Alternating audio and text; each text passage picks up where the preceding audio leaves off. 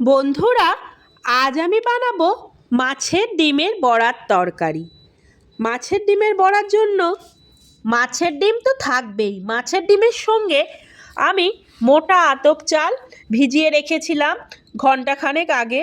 এই দেখুন, এই মোটা আতপ চাল মিক্সিং গ্রাইন্ডারে গুঁড়িয়ে নিয়ে এই মোটা আতপ চাল, মাছের তেল এবং একটি সিদ্ধ করা আলু মেখে নেব। এবং ওই মাখার সঙ্গে আমি 3টে বড় সাইজের পেঁয়াজ আর কাঁচা লঙ্কা কুচি দিয়ে, আতপ চাল গুঁড়ো দিয়ে, মাছের ডিম দিয়ে, আলু সিদ্ধ দিয়ে মেখে নেব। মাখার পর যে তরকারিটা করব সেটি আলু ও কড়াইশুঁটি দিয়ে করব। আলু এবং কড়াইশুঁটি দিয়ে করব। এবং মশলার জন্য নিয়েছি দেখুন, আদা, রসুন, কাঁচা লঙ্কা, 2টো পেঁয়াজ, একটা টমেটো, 2টো পেঁয়াজ, 2টো কাঁচা লঙ্কা, আদা কুচি ও 10 কোয়া রসুন। দেখতে থাকুন কিভাবে রেসিপিটা হয়। প্রথমে মিশ্রণটা তৈরি করি তাহলে।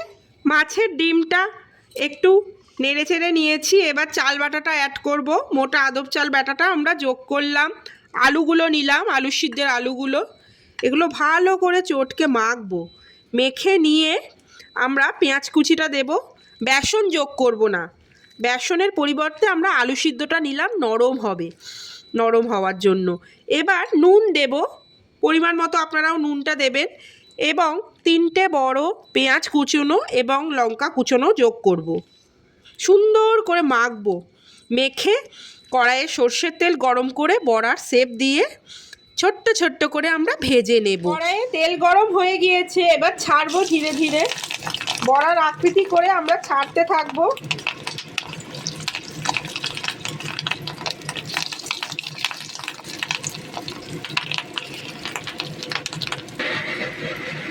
এক পিঠ হয়ে এসছে, উল্টানোর পালা। এবার উল্টাবো।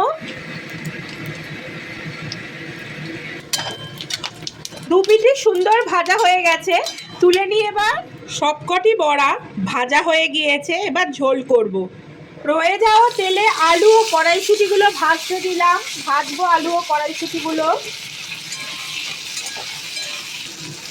সামান্য লবণ দিলাম আলু ভাজার মতো। আলুটা ভাজা হলে আমরা মশলাটা যোগ করব।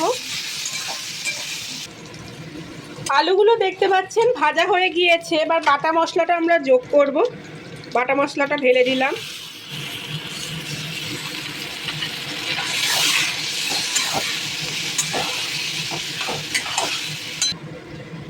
গ্রেভিটা বানানোর জন্য প্রয়োজনীয় লবণ দিলাম, পরিমাণ মতো হলুদও দিলাম।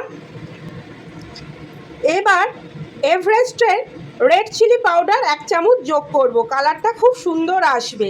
কাশ্মীরি লাল দিলাম। এবার কষাবো, মশলাটা খুব সুন্দর করে মিনিট 7 জন্য কষাবো। মশলা সুন্দর করে কষানো হয়ে গিয়েছে। এবার জল দেব। এই জলে আলুটা সিদ্ধ হয়ে এলে মিনিট 5 পর আমরা ভাজা বড়াগুলো যোগ করব। গ্যাসটা বাড়িয়ে দিয়ে আলুগুলো সিদ্ধ হতে দিলাম। খানিকটা নরম হয়ে গেলে ওপর দিয়ে বড়াগুলো আমরা সাজিয়ে দেব। ঝোলটা ফুটছে, আলুগুলোও দেখুন একটু নরম হয়ে গিয়েছে। এবার ওপর দিয়ে আমরা বড়াগুলো ছেড়ে দেব। আলুগুলো নরম হয়ে গিয়েছে, ঝোলটাও সুন্দর ফুটছে। বড়াগুলো দিয়ে ফুটিয়ে নামিয়ে নিলেই তৈরি সুস্বাদু আজকের রেসিপি। তৈরি সুস্বাদু মাছের ডিমের বড়ার তরকারি। রেসিপিটা দেখে নিয়েছেন বন্ধুরা, আপনারাও বানাবেন আতপ চালের গুঁড়ো ও মাছের ডিম দিয়ে তৈরি বড়ার তরকারি।